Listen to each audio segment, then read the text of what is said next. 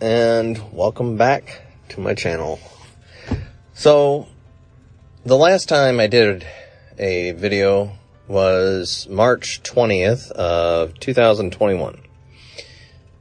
So it's been a few years since I made my last video, and a lot has happened in that time. Since then, I have moved from the southern state that I was living in, which is about 20 degrees warmer than it is in the northern state that I am in now. Although at this time, this early day in the year, the temperatures all over the United States are pretty cold today. Today it was -5 degrees this morning. And it is still only about 5 degrees now here in the afternoon. Down where I was at is about 25 degrees. So, still, about 20 degrees difference. And we're having this extreme cold right now that's affecting everyone.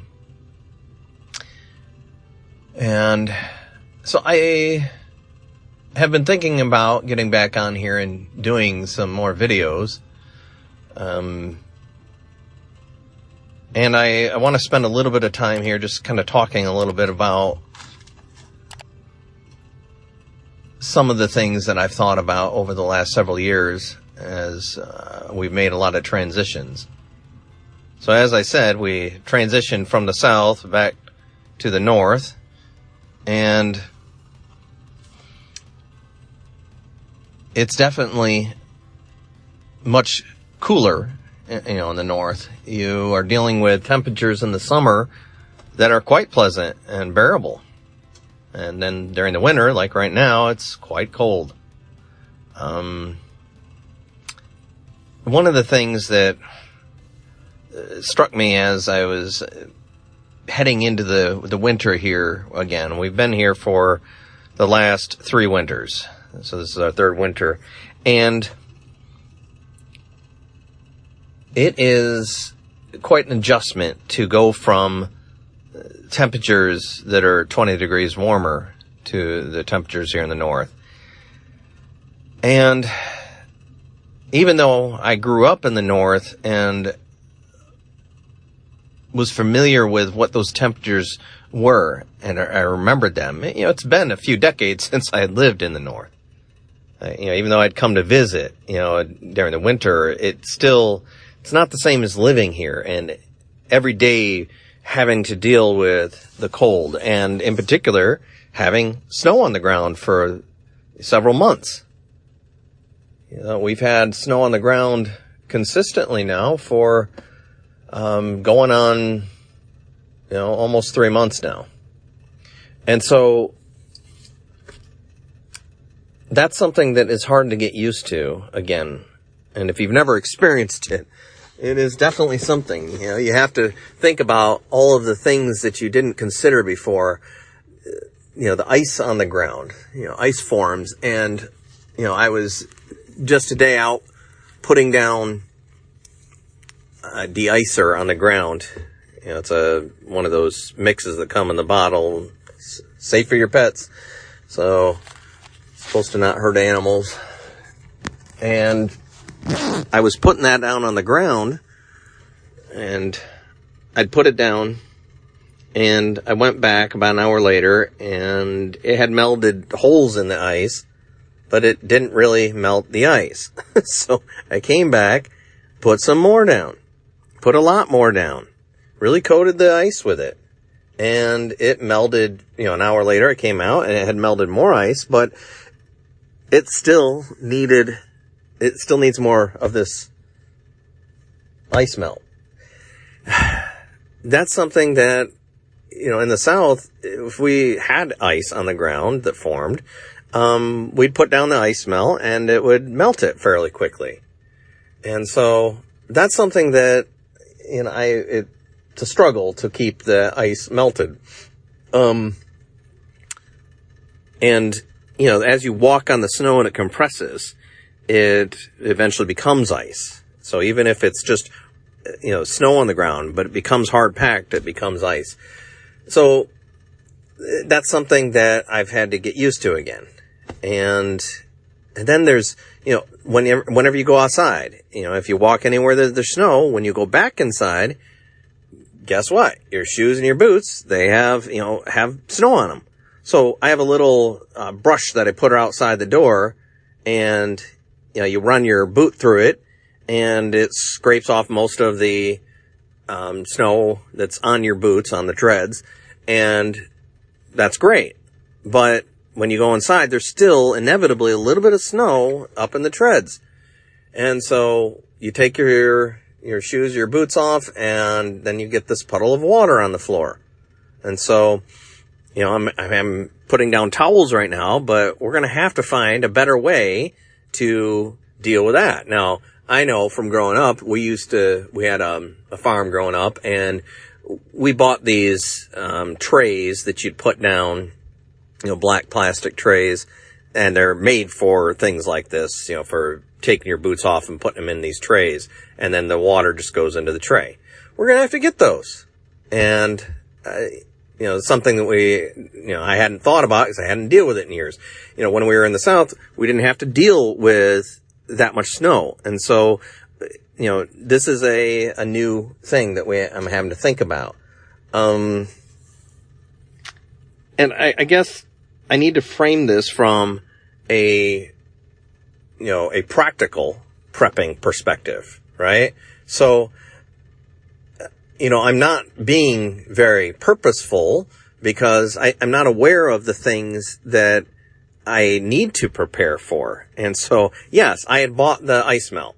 That was being prepared for the snow. I'd bought that back in October, I'm guessing, because I knew that I needed something to be ready if there was ice on the ground. If you get ice on the ground, you slip on it, you fall, now you have a whole nother set of problems to deal with. You could really injure yourself, including, a head injury. It can be very serious, slipping and falling on ice. So that's something that, I was at least aware enough of that. I've been up here, a couple of years now that I bought the ice melt. And that's something that, we should all have on hand. In fact, I should have another container on hand. But what happens if you can't get ice melt? What happens if, the weather gets bad enough where we're not able to, get that stuff shipped to the stores? I'm thinking through it right now, and I'm thinking that, I probably should have a good 5 containers of this. Now, I'm probably going to go get some. Now, let's say I think it's about $10 a container. And so you're looking at about, $50 total. Let's say that just throughout the year, I bought a few containers of this. Now, during the summer, they're not going to have it on the shelves, but as it starts to get cooler, that's something I could start putting away. And, realistically, what you should do is you should rotate it like you do any other prep item, food in particular. You should be rotating it. So if you use up one, go to the store and buy another one. Now you have, you're constantly rotating. And it's not, with this type item, it's not so much for freshness. It's for the purpose of, if you use up one, you replenish it so that you always have enough on hand. And the reason is, let's say that, we can't get it for a period of time. It would be a good thing to have extras on hand. And if you have the space, you could, get more than just, 4 or 5. And, it's something that you're going to use every winter anyway. So why not have it on hand? Now, if you're down south, you may not need that many. But the point is to have a few on hand. That's a great way to be prepared for, something that happens every single year. We can't really look at the things that are happening and know what's going to happen around the world, right? None of us saw, 2020 coming with the lockdowns and everything that happened there. None of us really saw that coming. Now, there was plenty of us who saw something coming, but we didn't know for sure what it was, and we didn't know what it was going to be to the extent that it was. And so that's something that we can't really fully prepare for 2020, because that was so unusual that, none of us knew how to be prepared for that entirely. Now, granted, there are plenty of preppers who probably were fully prepared. But I wasn't. That's the reason why I started this. I started this, channel a year after everything went down. Almost exactly a year after. And I wasn't prepared at all. Even though I had the preparedness mindset for years. I didn't do it. I didn't take the actions. And so, maybe it was foolish. Okay. But now that I know that something like 2020 could happen, I really need to start thinking more about, those, what can I do to prepare for that, right? So, I watch a lot of preparedness channels, and, I've been educating myself, especially over the last, 4 to 5 years here. And it's something that, yes, I'm aware of a lot of things that I really should be preparing for, but the practical is the hard part, right? So, and now that I'm in a new environment, now I'm in a colder environment where things truly get frozen. I mean, right now, if you stay outside for more than a, certain period of time, I mean, your fingers and toes start going numb. Even if you have fairly warm boots or gloves, they start getting cold, when it's negative, or even if it's just in the low, single digits. And so, that's something that, back in 2020, I had actually bought, quite a few gloves, because that was one of the things I looked at. I'm like, okay, if the world starts going really bad and we have to do a lot of manual labor to be able to, keep things going, gloves are something that we're going to want. So I bought a lot, including some insulated ones. So I'm glad I did that. I have those. But, the problem is a lot of the work that I do right now outside, I need more dexterity than, some of those insulated gloves will do. So, just the thinner, work gloves is what I've been using. But I did buy those gloves, and that's good, because it put me in a place where at least I have some stocked up. I have some warm socks that I had, stocked up. I've got bins full of these things. And, that was just a simple, hey, it makes sense. But I bought these down south, where we wouldn't really need that as much. Well, we need it more up here. It's definitely a need in the north. So I need to, take inventory of what I've got and really start thinking through what I need. And now that, I'm really living through it for the last few years, I've got a, better mindset now for what I'm going to need. But the ice management is just, it's kind of new to me. Dealing with the water from the boots, that's new to me, new enough. It's not something I've had to think about for a few decades. And so then there was another one. So the house that we bought has propane for our heat.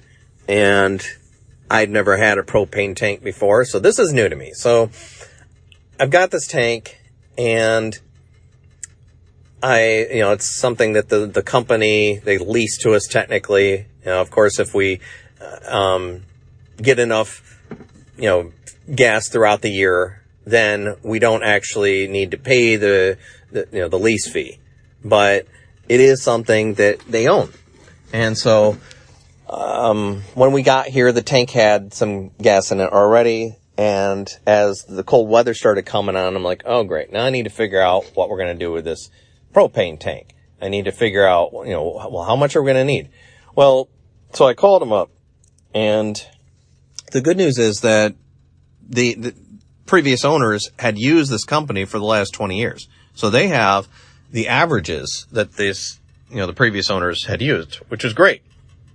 And given that the the house, pretty much everything is original in the house, including the heater system. And so it's, ducted heating throughout the house. So I knew, based on what they told me, that, they've been spending an average of about $1,200 a year for propane. Great. That's really good to know. So I went ahead and had them fill up the tank. It's a 500-gallon tank. You only fill it up to, 80%. And so I went ahead and had them fill it up. And that was, it's like, somewhere, I think it was $1.50 something a gallon for the first fill up. And so, it was like $500 to fill it up the first time. So I had them fill it up. And then when the cold weather started coming, the heat started coming on. Well, then, I guess last month, we really started noticing that the heat it wasn't getting to the rest of the house. And so, I went under there, and there was a section of the HVAC that had separated, and there was a leak. And so it was blowing a lot of our hot air into the crawl space. So that's not great. So I got down there and I tried to figure out how to fix it. And in the end, the way it's set up is not something that, I can't even buy so it's duct board is the stuff that's used down there. And it's used because of the way it's mounted underneath the house. And so I tried to buy duct board. Well, I can't find it. There was no one that had it in stock that I could find. And I didn't look everywhere, but I looked enough places. I'm like, all right, I just need to get this done. So I bought some of the aluminum tape, put that on, was able to seal it off. And so I was able to, stop the extreme leaking. There's still a little bit of leaking, but overall it's sealed up. And our heater, which had been pretty much going nonstop, finally had some breaks. But unfortunately, that used up a lot of our gas. So we ended up with a tank that was 80% full just back in, I think it was actually October. And now here in January, I was starting to notice that, I'd go out and check it and it was getting really low. And then last week it was at 10%. And then, we're like, well, we really need to, get some gas. And, we hadn't budgeted for it because, I was thinking that we'd get through the winter, probably into, March, and then, or at least end of February. And then we'd be able to get, we'd have to buy some more. And because the only other thing that uses gas in the house is the stove. So, we get through, just basically 2 fills throughout the year. So that's what I was counting on. So we hadn't budgeted. So we're like, okay, we're going to have to kind of pinch things a little bit tight right now. And we're going to have to suck it up and get the gas because, we can't go without it. So I ended up last night turning on the electric heaters. I had 3 electric heaters that plug in. Turn those on, turn down the thermostat really low so that the main house wouldn't keep running. Now, I didn't turn it off just in case. I didn't want everything just to, let's say the electric heaters overnight turned off because one of them has a timer on it.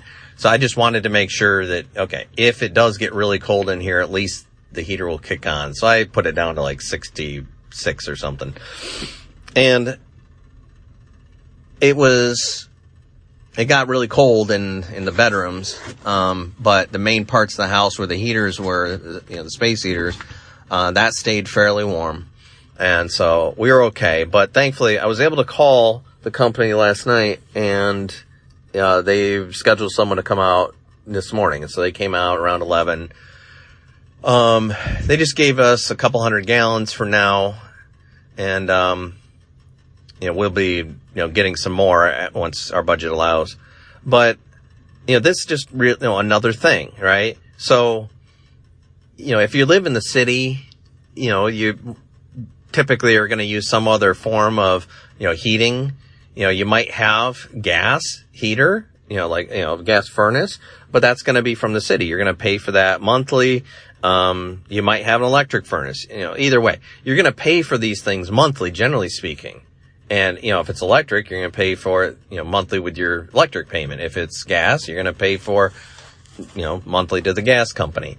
But being that we have propane, we don't have a monthly fee necessarily.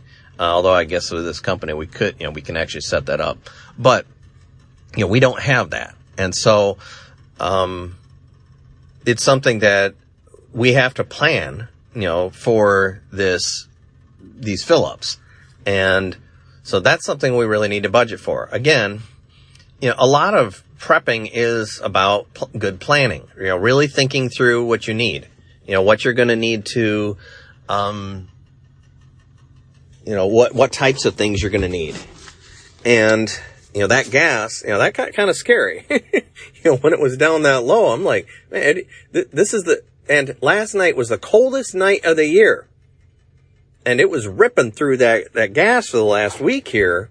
It was just really eating it up. So we had to have it. So thankfully, they were able to come out. Now they actually, let me do it on credit. So we got to pay them this Friday, but they allowed me to go ahead and get the gas delivery. And so I'll pay them on Friday and we'll be good. But it was just, it's one of those things where you're really nervous. If you live in an area that doesn't get this cold, then you could probably do okay. Right now, I just saw in Pensacola, Florida, it's 25 degrees right now and there's snow on the beaches. So even in the South right now, like deep down south, down in Florida, you're looking at temperatures that are below freezing. So there's pretty much nowhere in America right now that is untouched in the, in the United States. So that's something that, you really have to think about. Now, I was watching this video the other day and the guy was given some really, thoughtful insights. And he was talking about how, so they're, with their tiny home, they have multiple redundancies for their, critical systems. And so with heat, so they have a fireplace like a wood burning stove that they use as their primary heat. And then their secondary is in-floor heating, which sounds wonderful. Radiant heating in the floor is a great way to go. And I think we'll eventually install that here at our house, but it's something that, costs a good amount to install that, even if you do it yourself, but it's a good way to go. And then the third way he heats is he has mini splits that he uses for air conditioning in the house. Now, like I said, it's a tiny house, so mini splits are fairly common in tiny houses. And so he could use, the heat pumps on those mini splits to heat the house. Although, when it's this cold out, it wouldn't work. So he was mentioning that basically the mini splits need to be the outdoor temperature needs to be a certain temperature for it to be able to pull heat from the air to be able to make heat with it. So, mini splits are somewhat limited. But the point is he had multiple redundant systems to be able to heat with. Now, one of the things I plan to do here at our house is build a rocket mass heater. And the way I intend to do it is, so I'm considering a couple different methods. One way would be to, put it underneath the house, like in the crawl space, because I'm a little concerned about putting that much weight in one spot on, inside the house because it's crawl space. Now I could put extra supports and that'd be maybe fine. But another way I thought about doing it so as to not, for a couple reasons. So for one, it wouldn't, it would, have that support from being on the ground itself. And then the other possibility is having that heat both above and below the main floor. I could see that helping to spread heat throughout, the house, because it would be heating that crawl space, and then it would be like radiant floor heating in a way. So that's one thing. But either way, I'm planning on putting in a rocket mass heater so that we could use, basically just wood from around the property. We have a couple acres. We could collect wood throughout the year and just have it stacked and ready to go. And then you can burn that in the rocket mass heater. You don't need that much. And even if we have to, split wood and use it like that, it still doesn't take that much to run a rocket mass heater. So let's say that we did that, like he had a wood burning stove. What if we had a rocket mass heater as our primary heat source, and then the furnace was there as a secondary, as a backup, or vice versa? And then, of course, the third option, and this is the thing I'm considering doing, is getting, like I already have a little heater buddy. I think that's what it's called. And, I'm thinking about the possibility, what if we got, a few of those and a few of the, the propane tanks, like the 20-gallon ones, and we could, have those available. I think it'd be wise to have some of those, 20-gallon propane tanks just available in case we need them. And that could be another backup source. And, so other backup sources that this guy was talking about was his electric. And so, he has, electric coming from the grid, from the power company. He has, he's got some solar, and then he's got a generator. And so right now in our house, we have, power coming from the power company, from the grid. And then we have a generator. Now I bought it used, it's a decent generator. It's not as big as some, but it would run, like, it would keep our furnace or air conditioning running.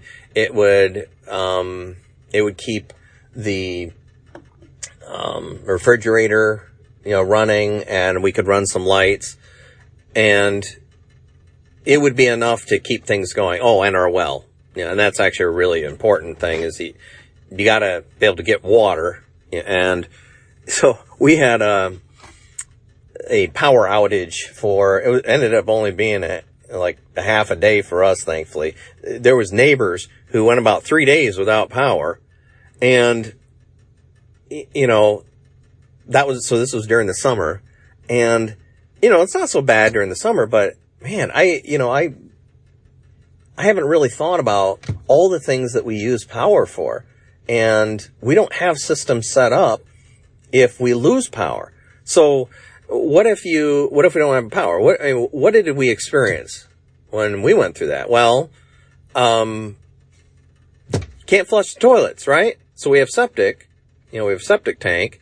And so, it's not like we are relying on the city. Although if you're in the city, I guess you won't have to worry about the electric not allowing you to flush the toilets, which is good. But out in the country, where we're at, you've got an issue of you can't flush the toilets. Now, thankfully, right before that storm happened, which knocked out our power, it had rained quite a bit, and I had tarps covering things, and so a lot of water collected in the tarps. So we actually had a good amount of water to be able to flush our toilets with. I just, collected from those tarps. So we put them in 5-gallon buckets and brought it inside and just did it that way. And that worked okay. And so we were at least able to do that. And then we used some of the water to wash our hands. But, so this got me thinking, it's, what if we can't get that well to work? So, I'm looking at ways that we can manually pump the water, if we need to, into a pressure tank. And there are hand pumps that do that. And I don't remember how much they were. They were more than $1,000. But I'm thinking that would be a wise thing to invest in, to have a manual way to pump your water. But the other thing I'm planning on doing is setting up rainwater collection. And I want to do that so that we can have water stores that we can pull water from if we need to. And so having backup systems for that. But, the electric was the first system that we need to have backup systems for. So one of the things I want to do is set up solar that we can use primarily, at the very least, for our well. And so have something set up. And this will, my plan is just to kind of have an experimental solar setup out by the well, have it very basic, have a battery, a charge controller, and a solar panel. And then, have that on the well house. And that can be something that at least will power of course, an inverter. So to plug it in, you need the inverter. So anyway, so have the basic components of a solar setup to be able to run the well. And so at least we would have the ability then to run the well if we need to. And so that's something I'm thinking about. Now, thankfully, our well runs off 120 regular, just, a single phase on the electric panel. So we don't need to have, it's not 240, like some wells are. So ours is a shallow well, thankfully. But if you have a, deep well and, you have to have the immersed pump down at the bottom, well, now you're looking at something that, you're going to have to run a 240 and, that's going to be a lot harder. So, what other redundant systems do you have, if you need to get water? Now, another backup system that I plan on having, because, doing drinking water is another critical thing. So one of the systems that I have that I'm, prepared at least with is that I've got, those, the Life Straw. This is a different company, but it's that those straws that you can use to drink water right out of a puddle, basically. And so I've got the ability to go down and, collect the water and then pour it into this bag, and it goes through the filter, and then we can filter that into, containers. And so at least have, clean drinking water. Now, I do have a good water filtration system that comes from our pump. So as long as we can get some electricity, to push the water through the system, it can push it through the filtration system. So that's good. So we have multiple redundant systems, and it's good to have all that because we really need to be in a place where we can keep going if things happen in the world, like extreme cold. But what, and these are very practical things that, the extreme cold happens every year. We should be prepared for that. It's not a surprise, especially here in the north. Even down in the south, though. I mean, it's still got cold. So we just really need to be thinking through. And, part of my goal here with this channel is to hopefully to get you thinking about some of the things that you'll want to do yourself, maybe. Maybe you don't live in the north and, it's not as cold, and so you don't need to think about some of the cold weather stuff, like making sure you have enough cold weather clothes and, and nice snow boots, that type of thing. But, some of the other things, you're still going to need the ice melt and such, to keep your sidewalk safe. But, some of the other things I just mentioned, the having backups for your water, for your heat, for your electric, these are critical systems that you need to think about. You need to think about, having something in place to take care of these things. And, I'll be talking later about, some of the specifics around those systems, the things that I've learned that, you really should consider. So that's about it for now. It's something that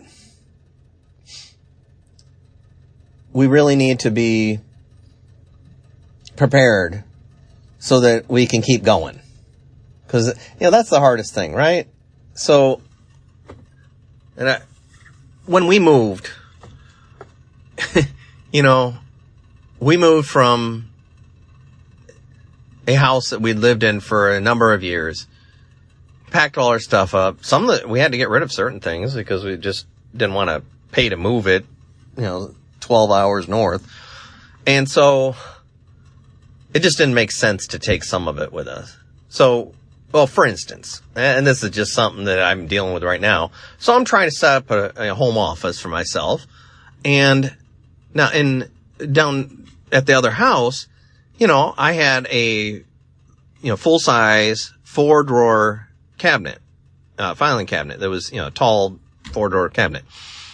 And I also had in my, right underneath my desk, I had a 2-drawer filing cabinet.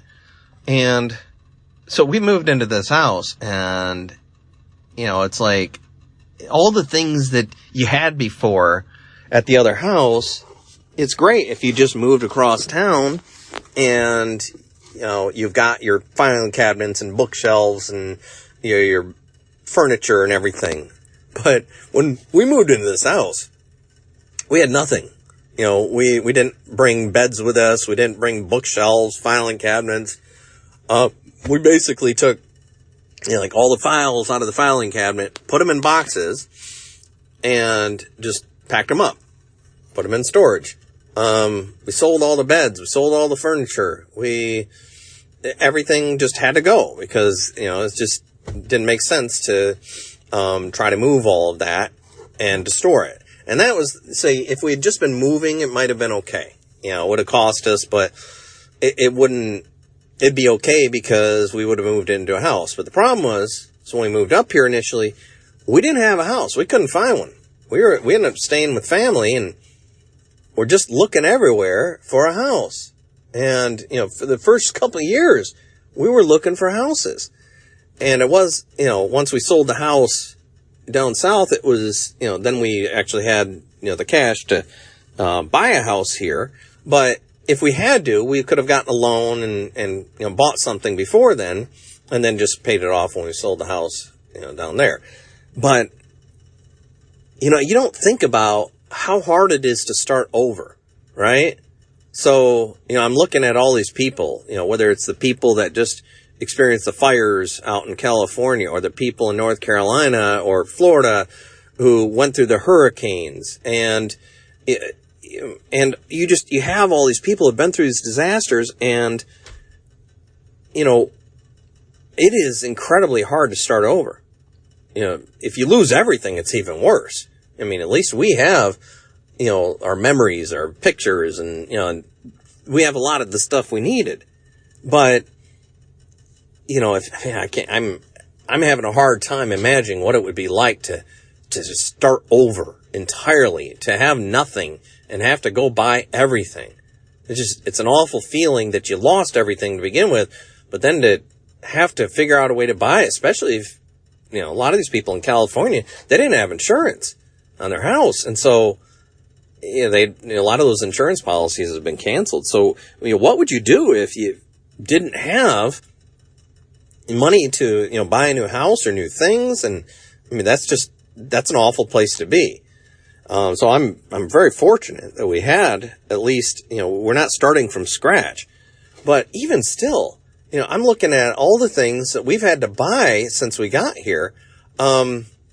We bought new dishes, and that part of that was because a lot of the other dishes were old and, we just wanted some new dishes. But there was, the other things, the bed frames, the mattresses, the couches for the rooms. We got a couple, 3 different couches, a love seat type 1 and 2 regular size couches. And then we got, we had to get a new dining room set. So we got a new dining table and chairs. Now we bought those on Marketplace, so we got them used. Trying to save a little bit of money, but all of those things, I mean, it takes time and energy to look for them and then to go actually pick them up and buy them and haul them back. And, it took a lot to get it all set up. But as we've been in here now since, the summer, it has been this struggle because right now, we don't have bookshelves. And you would not believe, how hard things are without shelves of some kinds. You have shelves where you're living, most likely. You have some kind of shelves to put things on. Books or, other things that you need to put somewhere, board games. There are things that you need shelves for. And we just don't have any here. I mean, when I was trying to pack the house to move down there, it was this struggle, because you got to pack everything that's on the shelves, put in boxes. But then it was like I listed all the stuff on the marketplace, and I got quite a response. A lot of people wanted the bookshelves. So I sold all of them. And it was watching them go. It was like, oh, they're kind of like old friends. These are shelves that you've had with you for a while. And so here at this new house, I'm planning on building a lot of the shelves and doing built-ins. And so, it's something that my intention is to build these things. But I've had a lot of other projects going on since we moved in. It's just been nonstop trying to repair things and get things up to speed. And, we ended up getting, more chickens. That was another thing we had to get rid of down there. Chickens don't travel well, apparently. So, we gave away the chickens down there and, we moved up here and, I had to build a brooder and a chicken coop and all of these things that we had to do. No, I'm not going to have to do those things again, right? Unless we get a lot more chickens, but I built a big enough chicken coop where, we should be good for a while. So, but these are all things that have, we've had to keep focusing on. And the problem is we got the chickens. Now, talk about not preparing. So, I had in my mind, we want to get more chickens when we moved to this house. And so in the spring, we're like, okay, we're thinking about buying chickens. Well, we bought the house and we're like, a few weeks after we bought it, we're like, let's go get some chickens because, I didn't want to wait until the end of the season and miss out on getting them.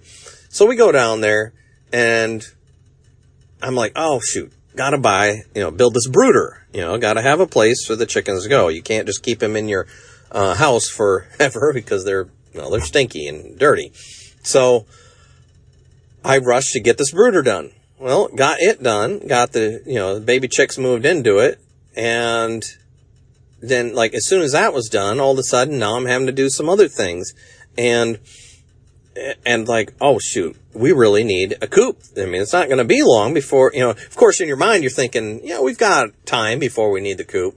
But, it took, a month to build the coop just between everything I had going on. And so, I'm rushing to get that coop done. And we get the first snow before I'm done. I'm like, oh, crud. And they're, these full-grown chickens are living in this brooder at this point. And so I'm really pushing myself to get the coop done. And I finally got it done just a few weeks ago. And, it was something that it was a huge relief to get it done. But part of prepping is, especially with animals, have a place for your animals to go before you get the animals. That's the advice that I'd give to anyone right now. Don't get the animals and then think somehow you're going to get all this stuff done in time. It's not going to happen. And maybe you're better than I am and you could get it done. But it's definitely a better idea to have the stuff to begin with. So, that's something that I wish I had thought of before, is get the chicken coop done, then, get the chickens. So, but, there was, all of these things that, like the chickens and moving in and getting all this stuff, I still haven't gotten to building the bookshelves. And so, I ended up, one of the things I need to do is I need to, have an office space to work at. And so I'm right now in the process of building a desk and, with some shelves above it and eventually I'll have an actual office space set up. But for now, I just need, an area for the desk and the shelves and everything. And so, I had to go out and buy find a filing cabinet, and I had to buy that and bring it home. And, so I have a place to put my paperwork. So that's not getting lost. And, I need some shelves to put some things on. So I'm building some shelves above it, at least to have some place to put things. But this is another part of being prepared, is that you've got to have a place to put all of your things. You can't just live out of boxes forever. It seems like we have been for several years now. But it's something that you don't really think about until you are in the place where you've moved and now you don't have the shelves to put things on anymore. And, so just another part of preparedness. We need to think through all the things. I've got all these lists of things that you can prepare for. And of course, there's a million videos out there that tell you what you should do to prepare. And, I've got this whole list written out of, things that I want to do to prepare, priorities, things that I need to do, before others. And, I'll get there. I'm working towards it, but just, it is something that I wish, that I was better at, but, just keep working, just keep moving ahead. And if you just do a little bit at a time, you will eventually get to the place where you're prepared enough. And then you can keep increasing your preparedness as you go. So, I hope that this has been helpful to you. My goal is just to kind of give you my thoughts on, getting prepared, what I've had to deal with. And as I learn about what, I need to do to prepare, well, hopefully that can inspire you to take the actions you need to be able to prepare yourself. So, hope this is helpful, and I will hopefully get back to you with another video here soon. Thanks for watching. Please like the video and subscribe to get more great videos that help you to be more prepared. And if you know of anyone else that needs help being prepared, please share this video with them. Comment on the video, let me know where you're watching from, and ask any questions you might have. Remember, taking action is the most important part of preparedness.